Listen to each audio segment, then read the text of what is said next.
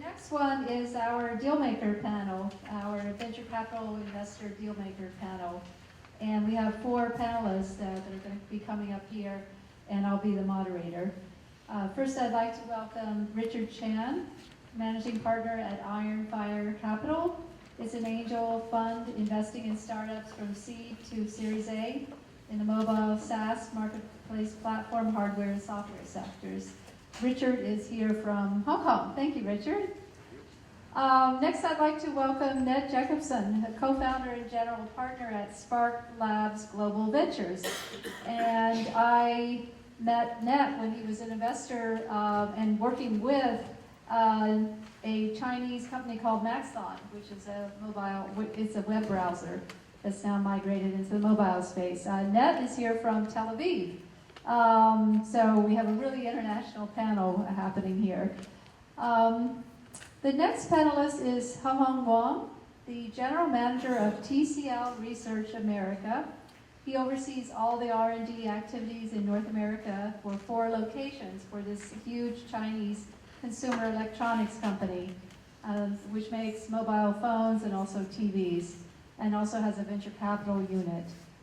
So he's been involved with TCL for the past 4 years. He worked at Cisco beforehand, and he's been involved with Google on a new product launch for Google TV with TCL's product. So Haohong, thank you for being here. Finally, I'd like to welcome Yong Lu. He's a venture partner at Harper Group here in San Francisco. Harper has been a major investor in many Chinese startups. Yong is also involved with Baidu and Lenovo and Xiaomi and Legend Holdings. He's been involved with venture funds that have been managed by these tech titans. So we'd like to welcome him to the stage as well. So we have a real expert panel here, and I get to moderate it, so you can save up your questions to the end, please.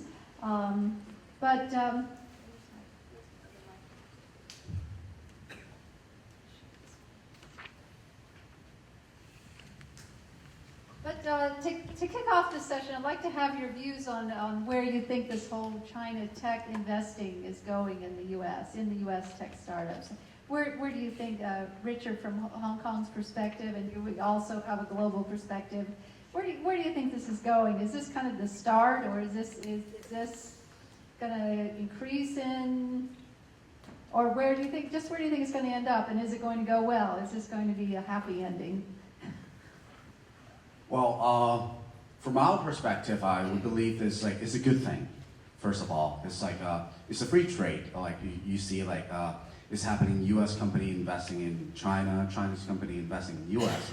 I think it's a good thing. And if you think about why people invest, first of all, it's either for financial gain, or either for market access, or either for exposure to great or new products or technology that can potentially help their business in the long term. So if you think about from all these perspectives, investing in U.S. company, whether you're from China, Japan, or anywhere else, it totally makes sense. Yeah. So a happy ending. Oh yeah. Okay, Ned, how about you? Yes, I was involved in a couple of companies that initially got investing from smaller Chinese corporates, like gaming companies like the Nine, invested in a foreign company I was involved in called OpenFin, that was later acquired by a Japanese company. The trend that I see is very positive so far. I mean, there's always a concern about corporate investors in general that any startup will have if it puts them in a negative situation versus potential acquirers or business partners. But I see a lot of flexibility on terms, a lot of cash, maybe a little bit bigger checks also as well than maybe traditional VCs, even an earlier stage. So I see this as very welcome fuel, and there's usually an interest from, for instance, if you're a gaming company in Silicon Valley, you definitely want to get into China, you want into Korea, and having a right partner that can provide you with distribution and platform in there is very positive. So I don't see anything negative about it at this stage. Okay. From TCL's perspective, you run the research operations here in North America. Does this make sense from a research perspective? Is this a way for Chinese companies to get involved in technology innovations happening in the U.S. at an earlier stage than they would have otherwise. Yeah, actually, I think from TCL's perspective, for people who may not know TCL very well, I may stay 30 seconds to give you a brief about TCL. We are one of the leading consumer electronics company. We are the pioneers in 10 years ago to enter the global market, actually, from China. We acquired, in 2004, we acquired Thomson's TV business, and also in the same year acquired Actel's mobile phone business. So after 10 years struggling challenge, now our business now, our TV business is ranking number 3 globally, and our mobile phone is ranking number 5. We entered the US, this is our 3rd year in US. I mean, last year we shipped 8 million phones in US, make us number 4 in US market. So, I mean, in general, TCL get benefits from this acquisition investment. I believe in this new era of the smart device, smart home, Internet of Things, I think for TCL this year we're shipping about 150 million devices, smart devices globally, including 100 million mobile phones. Okay, so we believe that as a device maker, we believe there are 2 major technologies that we are very interested in. First of all is about user, right? So I think today this Ironfire show us a very novel way to use I to open your phone, right? So how to get a very nice user experience for the mobile devices is a killer actually for this kind of industry, right? So I believe in US there are a lot of such kind of companies thinking about how to make the new interaction ways to interact with a lot of devices at home, mobile, to make your mobile life richer. So this type of efforts, right? The other point is like for the Internet of Things. I mean, there are a lot of sensoring technologies, new hardware technologies that will be involved. I think U.S. technology also leading this direction. So from my perspective, I think I'm very positive from this. So it does give you an edge then to be able to invest in these U.S. companies. Okay. Yes. I'm pretty sure that there'll be a lot more money rushing into the US market from China in the next couple of years. Yeah. So basically, I see 2 trends. Last week, when I was in Beijing, a couple of weeks ago, I talked to the executives from Wanda Group. Basically, the boss of Wanda Group is the richest guy in China. It's not Jack Ma. Jack Ma is the second richest guy. So Wanda Group. And then I talked to the executive from Legend Holdings. Yeah. So Legend Holdings will go public in Hong Kong in a few months. They will raise like 3 to 4 billion US dollars. And they will use a large portion of this money to invest in the US market. And the Wanda Group already went public last December. I think they raised 4 billion too. They'll start to look at the tech startups here in the wearable sector, in the VR, all kinds of things that can be used in the Chinese market, in the real estate assets. So it's very obvious trend that other big guys will follow the BAT, Lenovo, Huawei. They will start to do investment, strategic investment in the US market. Another trend is for those smaller public companies in China. Actually, the bosses of these companies already been here for a while. They got like 10-year B visa, so they've been here like a couple months, every couple months. And they look at the good tech startups, and now they make their very small amount of angel investment in them. But later, very soon, those money will go into the mainstream VC firm, VC fund in the Silicon Valley, and they'll go to a later stage, actually A, B, even later stage startup investment. So definitely that's a trend. Yeah, that's really interesting. So you see it becoming much deeper and also much wider. This trend becoming much wider from starting with the Baidu, Alibaba, Tencent, and then spreading out to many more Chinese tech companies. And you also see them starting with angel investing and going upstream, right? So we're really at the start then. So I've been hearing that the Chinese corporate investors are willing to pay a little bit more or maybe a lot more to get into these US tech startups, and that the Chinese corporates are driving up valuations, particularly at the later stage. What about that? Richard, I see you smiling over there. So I'm going to pick on you. Well, it's certainly the valuation has gone up, as everybody has seen. If you look at the data, like 2014, the amount of deals actually quadruple. Like from investment, Chinese investor into U.S. company is like 4x of what like 2013 numbers. So obviously, the economics is against like early stage investors. But at the same time, you look at that, it's like. It totally makes sense for people like have a long-term strategy, and they don't mind paying more as long as they're buying the right company or investing in the right company. Especially even if it's like doubling the price, it's a blip in your balance sheet. So they have that kind of like tolerance to pay more. As versus into like say individual investors, you really have to look into every like valuation, more scrutinize your investment amount and valuation as well. Yeah. Right, yeah, you always have to worry about that return, and pretty much a return within 10 years where a corporate investor can have a much longer perspective and not worry about the next fund that they have to raise. Ned? Yeah, I mean, actually, I see this pattern going outside the US as well. So right now in Israel, for instance, we have tons of Chinese companies both pouring money into VCs, but also directly into Israeli startups. And also, we invest globally, and many of the conversations I have with our companies now are many times having Chinese corporate investors interested in versus the usual suspects for VCs. There's a blend of them. So obviously, they have different negotiation tactics. Like I mentioned here, they move fast, they're more flexible. And sometimes the startups actually don't want a VC inside, or they just want more money, better valuation, and potential distribution, and leave the VC out if possible. It all depends on. So it's I think it's all positive in most of the cases. Are the VCs competing with these corporate investors for deals? I think it depends on which ones. I mean, we see some VCs saying, well, hey, listen, if this company comes inside, well, we have dealt with them in the past. They are difficult once you come to a potential M&A situation, or you're limiting your opportunities, and the price advice may be against that. But we see also, many of those companies are more flexible in potential M&A opportunities. So strategics, they don't necessarily need a control of who you're partnering in. They don't really care. That's not why they're investing necessarily.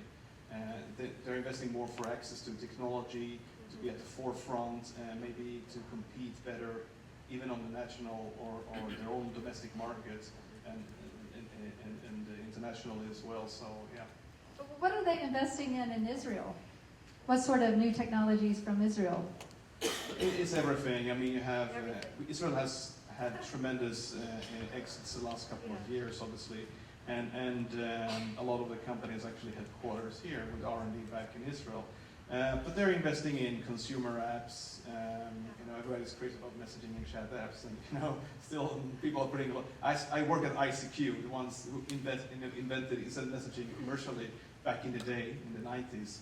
So I've seen the development, and Tencent and copied that and became very successful, and so on.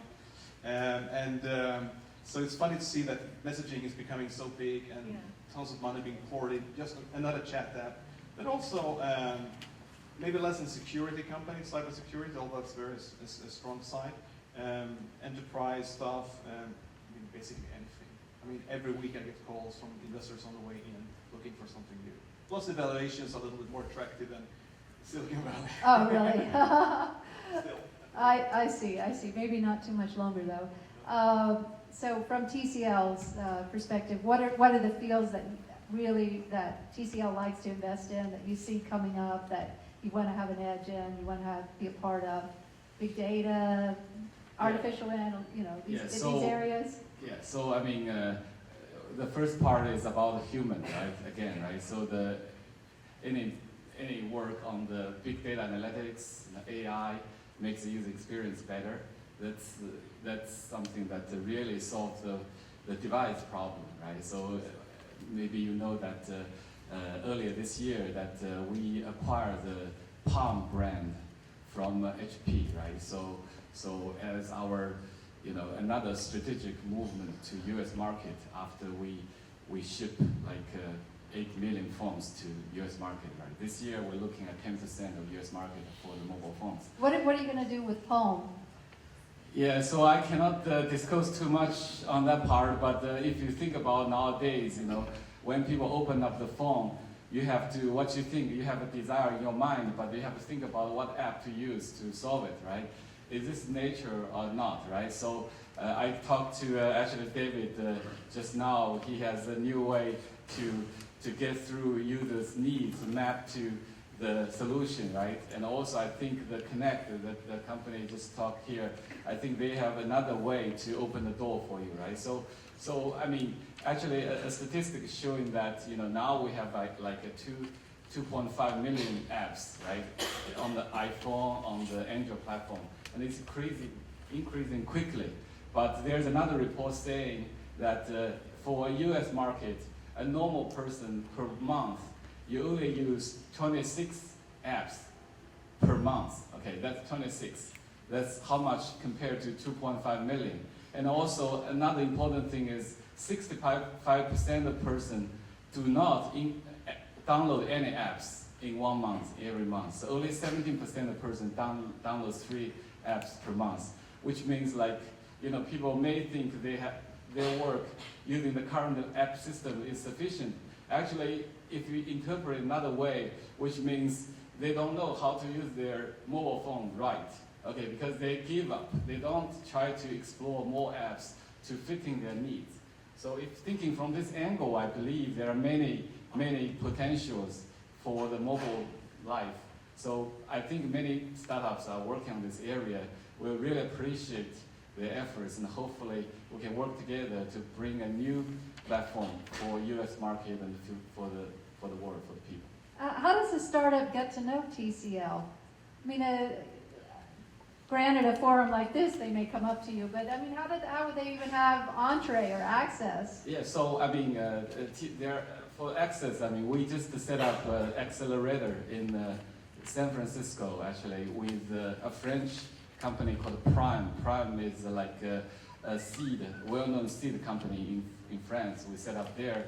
We also work with a partner with Sierra Venture, okay, as their LP in Silicon Valley. Okay, so I mean, there are many ways you can find TCL actually to open the U.S. market. We also purchased the naming rights for the TCL Chinese Theater at Hollywood. Okay, so if you go to Hollywood, you do this fingerprinting thing, you will see TCL Chinese Theater. It's not Chinese theater anymore, So we try to get every people start to know TCL, but hopefully eventually buy our products. That's the easiest way to let people know that. For startups, I mean, you can easily to write email either to me or to Rebecca. So we'll try to find ways to work together. Okay, good. That sounds like a lot of ways to connect.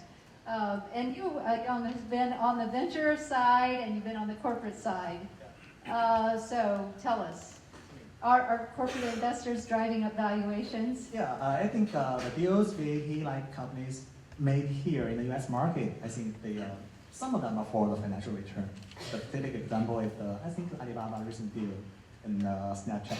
It's a large asset management purpose. So they need to go to Alibaba raised like $25 billion last year. So they need to allocate a large chunk of this to this company. So have to go that to, was a huge deal at Alibaba Snapchat. Yeah. So they have to go to those higher valuation companies, right? That's one thing. But most of the deals are made for strategic return, strategic synergy. So did Alibaba overpay for Snapchat? I don't know. Hopefully not. I think they will. The Snapchat will go much higher regarding valuation thing. Yeah, but the large portion of the deals go to the strategic investment sector for Chinese companies, especially not only BAT, but for the smaller Chinese companies. If they want to get to the top deals in the Silicon Valley, they have to pay a little bit more. Sometimes that happens. I'm not sure they are really driving up this level because I think the valuation driven up in Silicon Valley by many factors and like other big VC firms, like larger and larger funds managed by those VC firms. Like Formation A, previous fund 1 is only 250 million. The latest fund is 5 million or even more, oversubscribed. So I think that's driven up by many factors. So do you believe that we're in a tech bubble right now, and do you think, if Yeah, so, if so, there's a very interesting debate between like Michael Morris and the Yeah. YC president, right? Recently. yeah, Michael Morris of Sequoia just came out yesterday and said, well, the U.S. is, over valuations, but China is still on the rise. So if he feels like China is the place to invest. I think there is bubble in the early stage sector, both in US market and in China. Okay. I mean, for angel, seed stage, even Series A.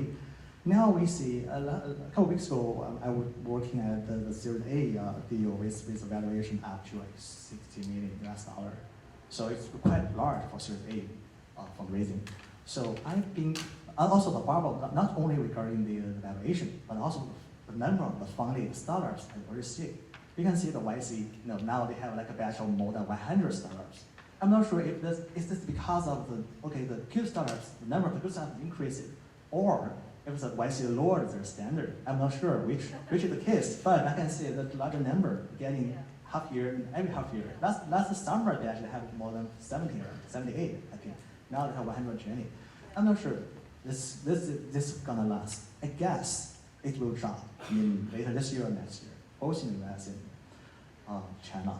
So, I mean, there are lower barriers to entry today, right? The internet has made it accessible. The mobile internet has made it accessible to just about everyone. So everyone can do a startup practically today, right? You can have Yeah. the software, and you could do a lean team. You don't need that much capital. Of course, yeah. And we see a lot of new opportunities like offline to online, O2O thing that happened 4 or 5 years ago in China.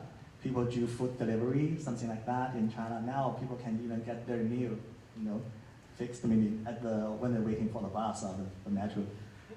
In US market too, we see a lot of the O2O companies are trying to improve people's daily life at various sectors. I think that the entrepreneur, the startup barrier really be lower. So for the money-wise, I saw a lot of Chinese hot money rushing into the angel stage investment in the Silicon Valley, but not much went to Series A and B so far right now. So I think that will create a gap. Maybe the gap is getting larger. More and more angel stage companies get funded, but only certain number of them can get Series A. So the Series A crunch will be getting more serious problem. There's a Series A crunch. Okay, so maybe you could get crowd financing, but then you can't get I think a Series A. 80% of those Indiegogo or Indiegogo Kickstarter or or Kickstarter companies that the delivery be postponed by like 6 months or even 12 months. So it's really, I think it's not the thing gonna last. It's not going to last. Yeah, that's what I believe. So how long is it going to last? Let's go down the panel. 6 months, 1 year? It's As long really, as the drought really lasts. difficult to put like a finger on say, hey, next year is going to be the year that busts. But if you talk to enough people, like a lot of people start to worry about that, and more people worry about that, then you kind of feel that it's getting closer, but you just don't know when. But you also, I think, one thing to do is like follow the money. So where does the LP putting in the money and how much they're putting in? So you look at the numbers, like a lot of LP putting money into these crowdfunding and also like micro VC funds that has grown like probably like doubled over the last year or two, and especially in 2014. And on the other hand, a lot of like money put into the later stage, and just like what we mentioned earlier, Series A, Series B crunch. So which means like there are probably four times the amount of startups that got early stage funding, but still fighting for the same amount of spot in Series A or Series B. But of course, like, there's money on the other side, then you would say there might be like I would say localized bubble. So in like certain sector, early stage, yes, but later stage may not be. If you can get through that like valley of death, there's like a pot of gold out there waiting for you. Yeah, okay. We don't want to go there, right? Annette? Yeah, so we're focusing more on, so we invest in the seed stage, and we obviously work with our companies when they are very fast moving into raising the Series A. And basically, if everybody can raise a seed today, almost, it's very easy, there's capital everywhere. Not even half of them can raise a Series A. So the question is to get them to understand at an early stage what numbers they need to show, what kind of traction or metrics to get investor for Series A excited. And you know, it's easy to get a prototype, easy to get something out, but to get somebody excited for a Series A, that's much tougher today. And it doesn't matter where you are. So we work a lot on getting the companies aware of that at an early stage and prepare for that, for the A round at the very early stage, maybe earlier than usual, just because we know it's coming. But there are startups that will end up raising money anyway, but not from, let's say, the attractive advisors that you want to have on board. That are just throwing money at them, basically. But it's much tougher. I don't know if there's a bubble or not a bubble. That's basically what we're focusing on. Why is it tougher today to get a Series A financing?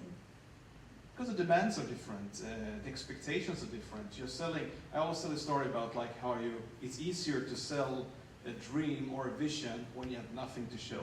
You're a storyteller, you're a master of a narrative, you get everybody excited about a room, about something that people don't really understand, but it sounds exciting, you feel all cozy and warm and ready to write a check. And then it's like, okay, we launched it. Then nobody cares. So what are the numbers? Look at the numbers. These are the numbers.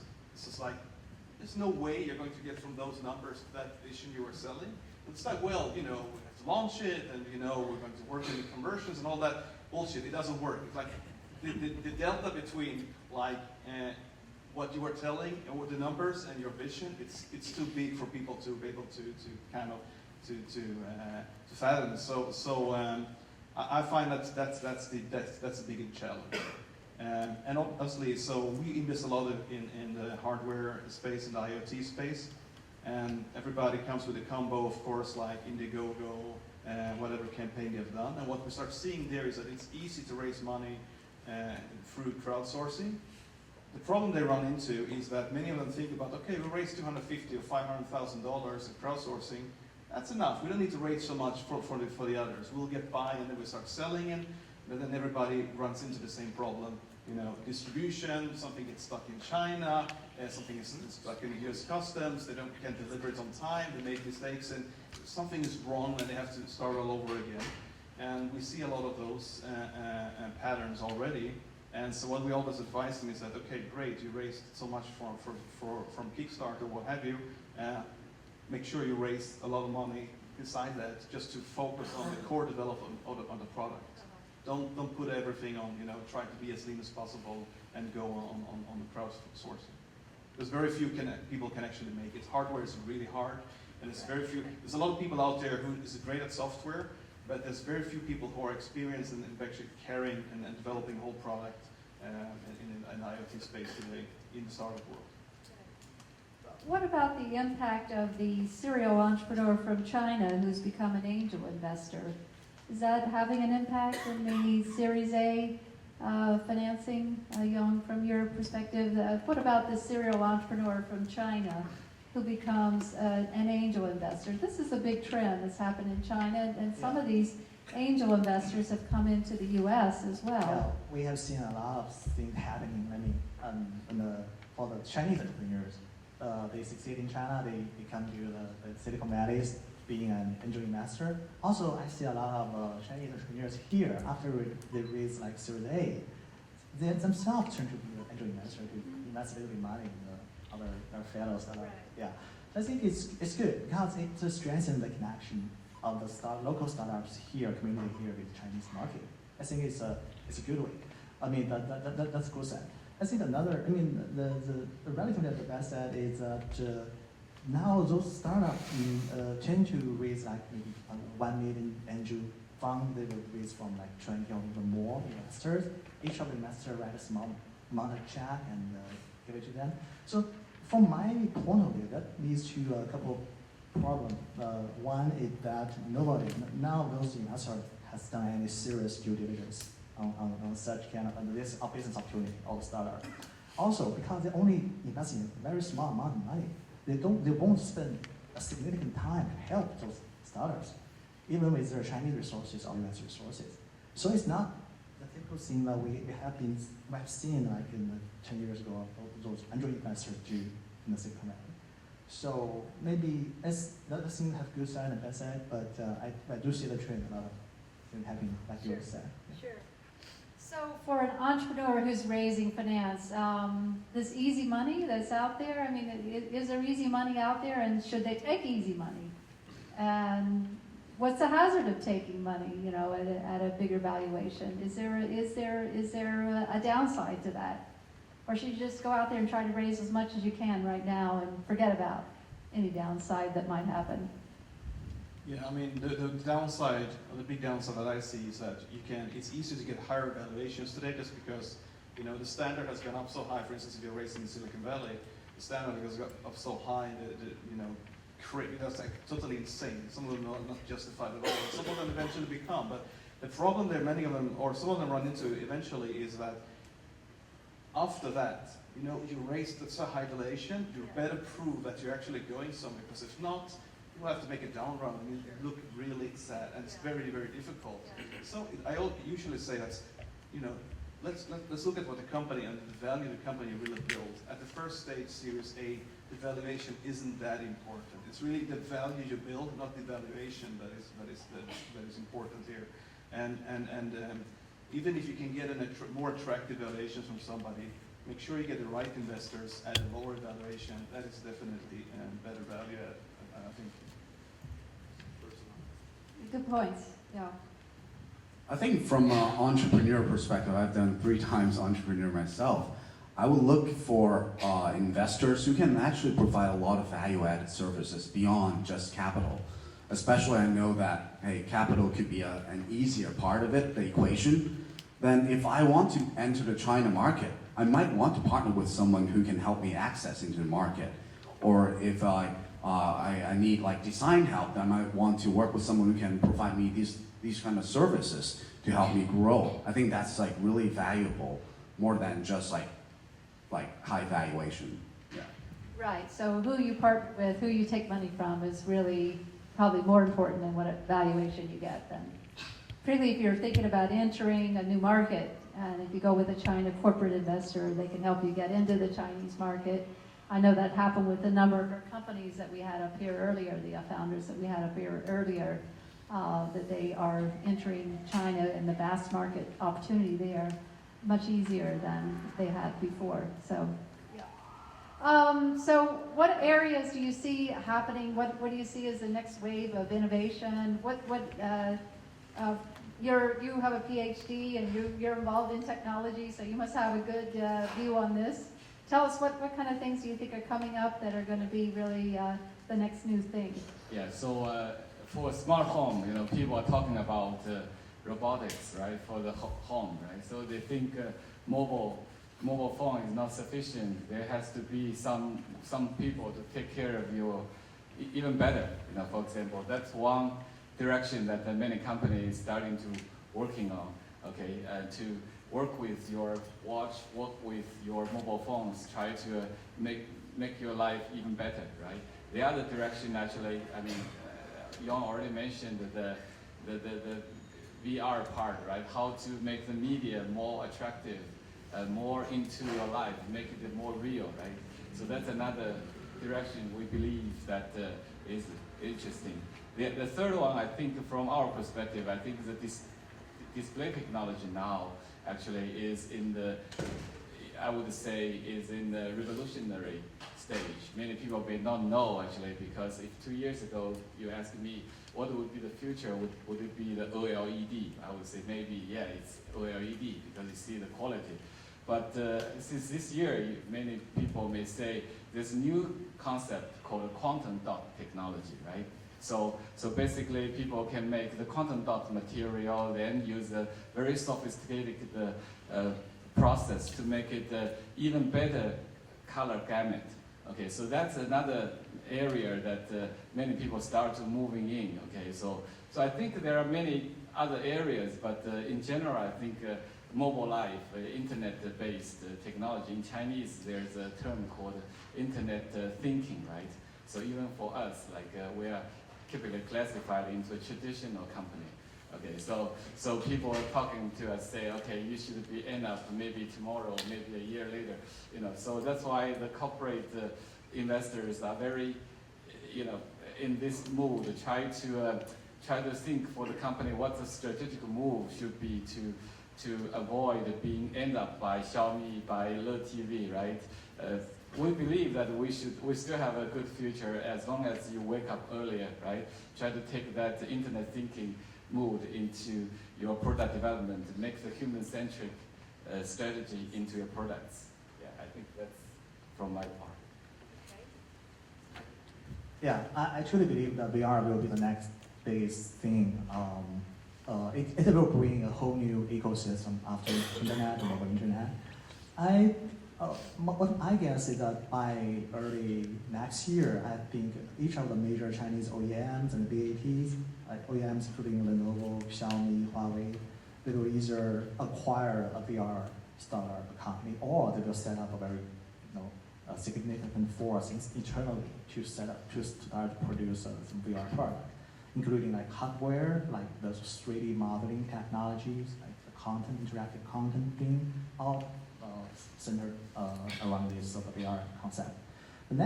Another I think opportunity is for the next couple of years is anything related to cars, like aftermarket mobile devices, smart devices in cars, like the car sharing economy, especially in Chinese market, of course, US market. Like also any smart cars and the offline to online, the offline services to car for car maintenance thing. That's a lot of things happening in China right now. What kind of areas is Baidu investing in the U.S.? What areas are intriguing to Baidu? So Baidu's strategy, from what I understanding, that Baidu tends to do acquisition for new technologies, especially in some sector that's especially interesting Baidu, including machine learning, indoor navigation, indoor location technology, like the Indoor Atlas company acquired by Baidu.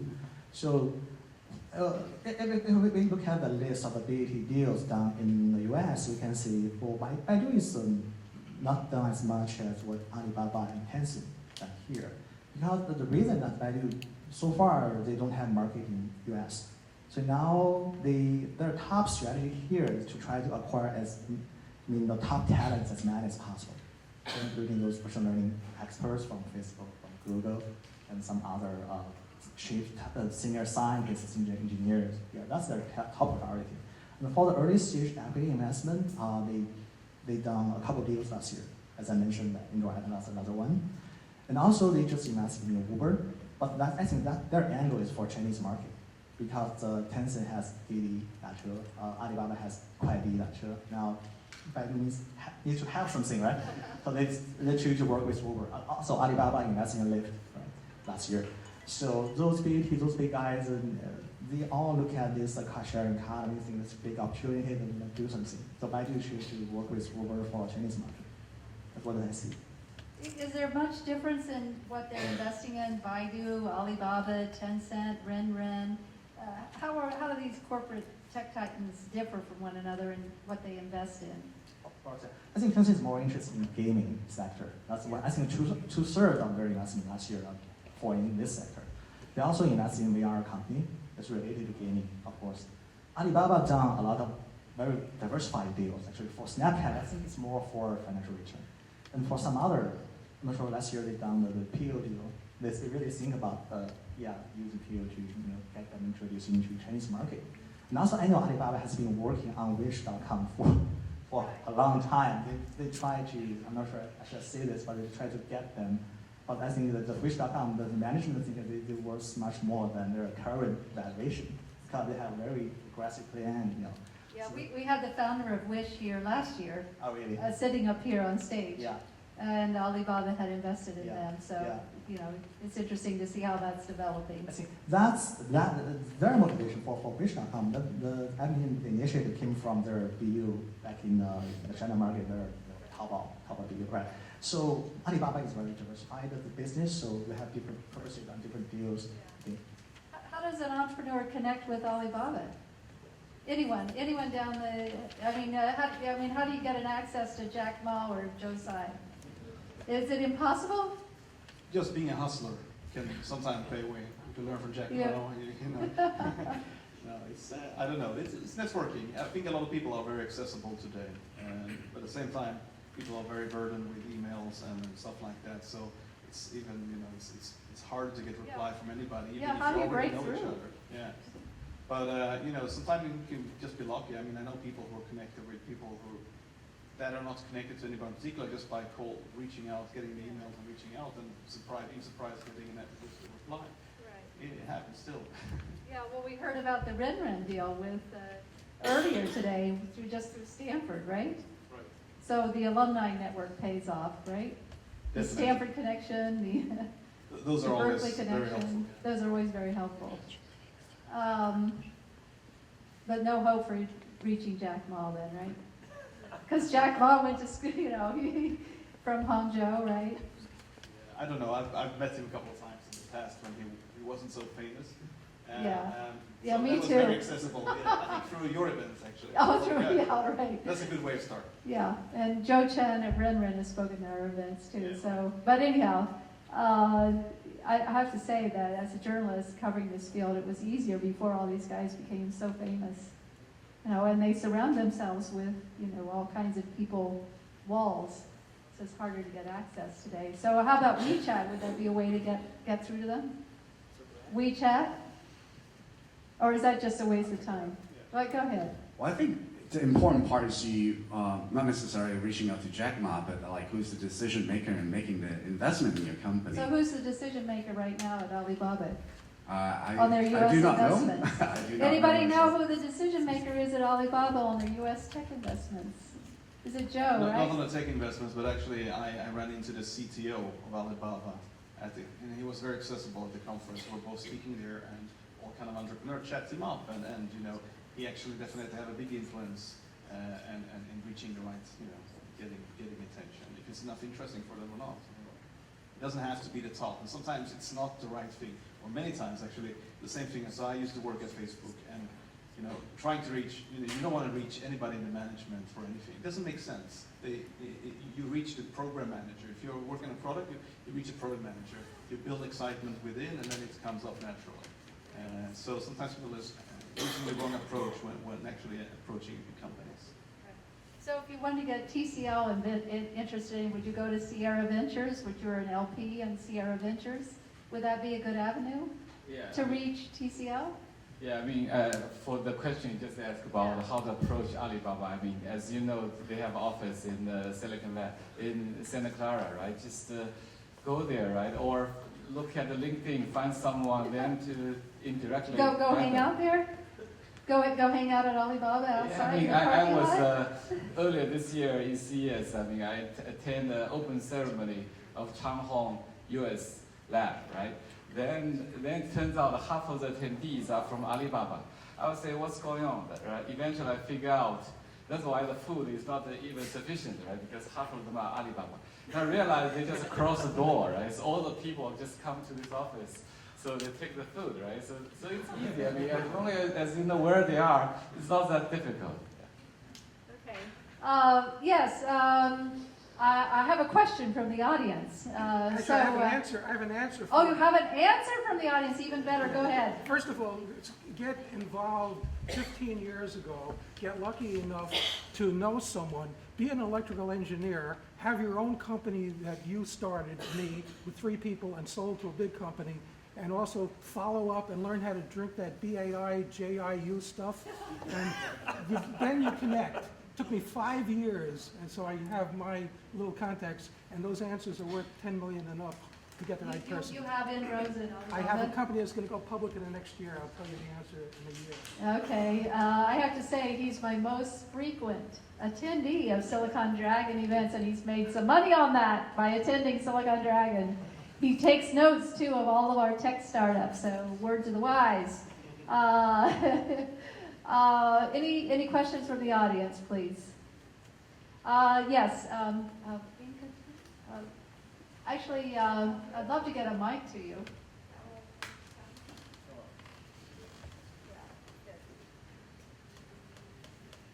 Hello.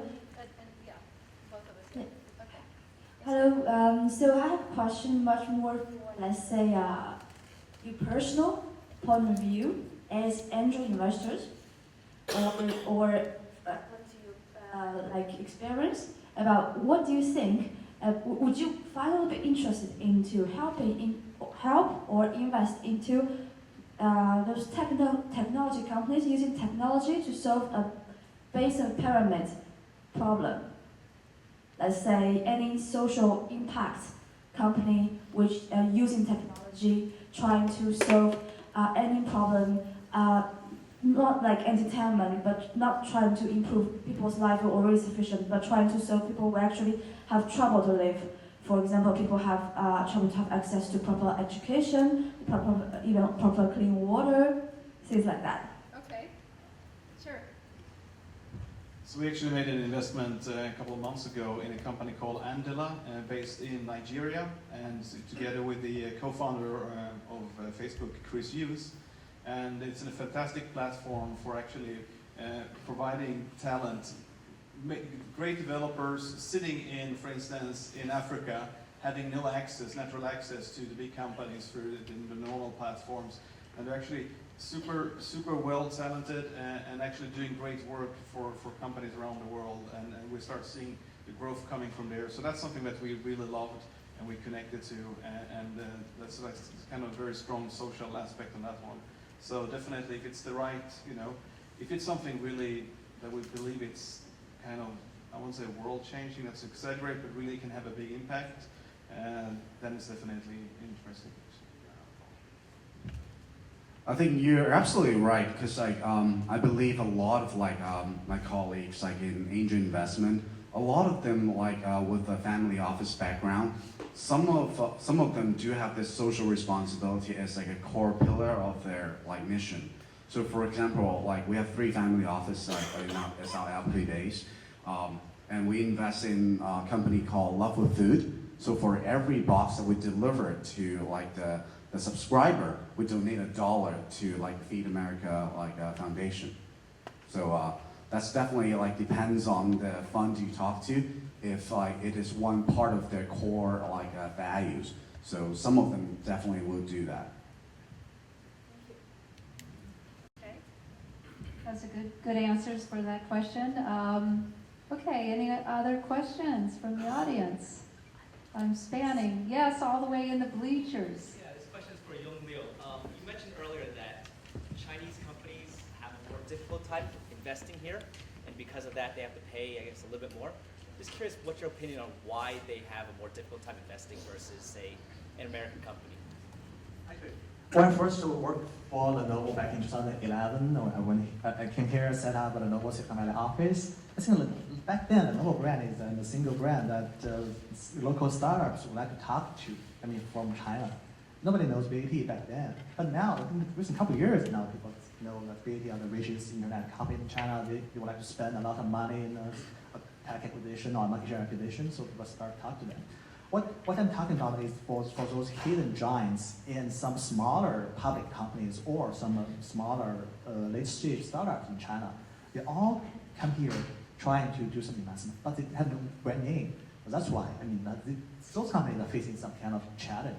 So I think one way to solve this is to start to directly work with those local helpers, Silicon Valley Bank. I think that's a very good resource for me. At least when I work for Baidu, I work with Lily for a long time, and also some law. Everyone knows Lily. yeah, the venture capital, local VC firms, local accelerators, incubators, and all kinds of event organizers. So those are the very good helpers for Chinese companies to get into this local community.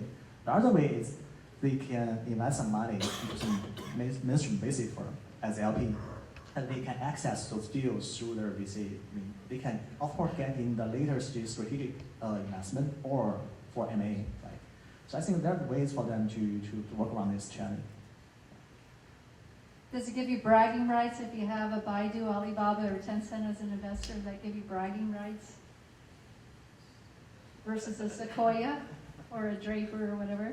I think both. Yeah, you have bragging rights for both kind of investors. So but today, I start to encourage the local startup in Silicon Valley to think about their China strategy and execution plan earlier in their life cycle. Especially for those smart devices startups. But day one, when they ask their Shenzhen, ODM to manufacture their product, they will be get copied and sold in China market under different brand name. But that's why those startups need to think about their China strategy from day one and start to set up some strategic partnership with Baidu, Alibaba, Tencent, and some other big guys in the Chinese market. Or PCH for that matter, too. Of course, yeah. Yeah, PCH actually made a deal here in the US. They bought Fab. So they're rounding out their tech ecosystem, and that's a very recent deal. So I would imagine PCH will be making some more investments. So you're sitting right here inside PCH Central. Any other questions, please? Oh, yes, right here in the aisle, thank you. You want to come up here and ask your question? Thanks. Hi, so thank you, Rebecca, and the speakers for covering such a broad scope of topics.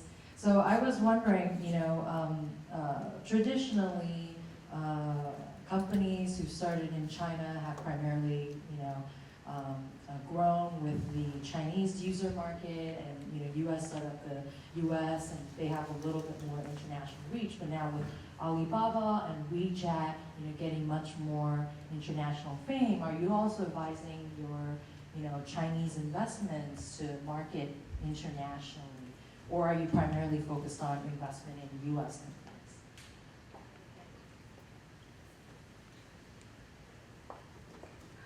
For our fund, we investment. Actually, for Harper, we have Beijing office, Taipei office too. Those offices invest in the deals in China, Greater China area. But for our Silicon office, SFR city office, we invest only US deals. So our value-added service and strategic synergy to those companies that we can bring. First of all, we can help them to set up their China strategy and find the right local partners for them in China market, especially those big guys. For example, if you are kind of like navigator in the device for car navigation, we'll get you introduced to Baidu with the O2OBU in their voice Chinese voice recognition engine lab. So you can start to work with them on the content integration in China market. Yeah, so Peter Liu, who is the founder of WI Harper, is very well connected in China.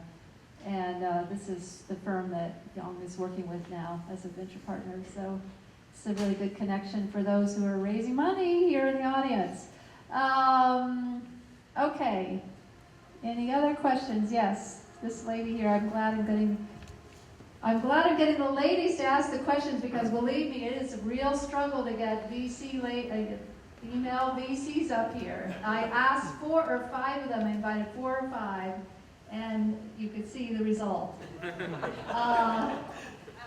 But every time we have an event in Hong Kong, Beijing, Shanghai, other markets, no problem. We've got a good representation, but here in the Valley, it's a problem.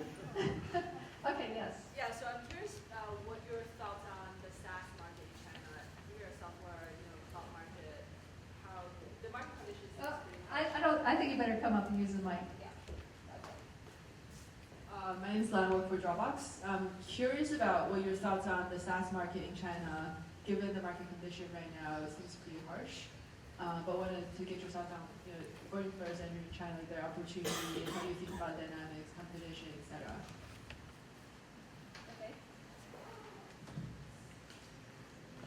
Okay, an answer for Dropbox. For Dropbox, well, there are a lot of competitors in China right now for Dropbox. But if you think about like the overall SaaS model, software as a services, I think the key element to that is mobile.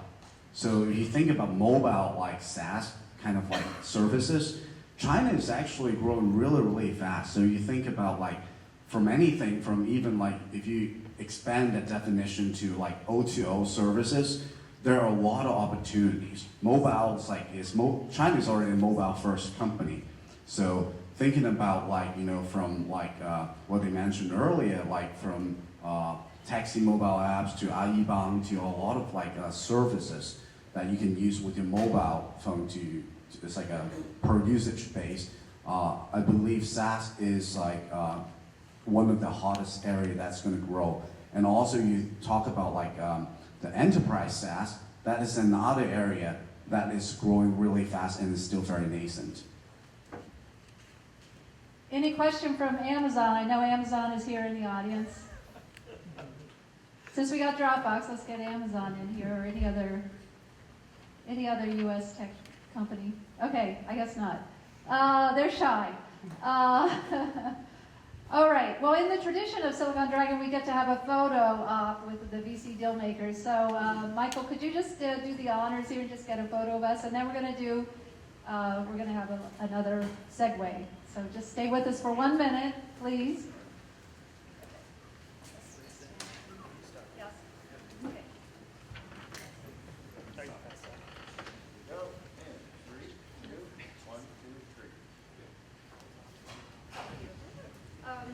Thank you, everyone, for being here. I hope you enjoyed the event. And I'd like to thank Nixon Peabody. I'd like to thank Silicon Valley Bank. I'd like to thank PCH. And I'd like to thank the audience for your great questions and your attention, and our great speakers as well. Let's give all the speakers a round of applause. And we hope to see you at our next event. So take care until then. Bye-bye.